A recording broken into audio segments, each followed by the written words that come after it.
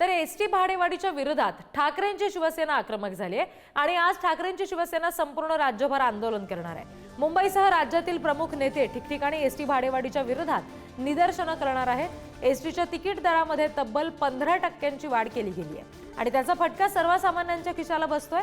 त्याच्यामुळे ठाकरेंची शिवसेना याबाबत आक्रमक झाली आहे। आणखी तपशील घेऊया प्रतिनिधी रईस शेख यांच्याकडून। रईस, काय नेमकं ठाकरेंच्या शिवसेनेचं याबाबत म्हणणं आहे? कुठे कुठे नेमकं आंदोलन केलं जाणार आहे? रेड्डी, आपल्याला माहिती आहे का गेल्या काही दिवसापासून एसटीची भाडेवाढ होणार या संदर्भात चर्चा चालू आहे आणि आज कॅबिनेट मंत्रिमंडळाची बैठक आहे। कदाचित त्याच्यावर शिक्कामोर्तब येऊ शकतं। त्यामुळे ठाकरेची सेना ही आक्रमक झाली आहे। गेल्या 2 दिवसापासून ठिकठिकाणी आंदोलन करण्यात येत आहे। आज मनमाडला देखील ठाकरेंच्या शिवसेनेच्या वतीने चक्क जाम आंदोलन करण्यात येत आहे।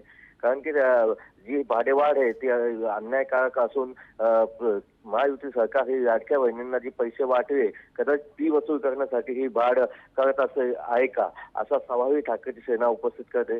त्यामुळे ही जी भाडेवाढ आहे ती रद्द करावी यासाठी आज ठिकठिकाणी आंदोलन करण्यात येणार आहे। रेड्डी जी, निश्चित। धन्यवाद रईस दिलेल्या सगळ्या माहितीसाठी।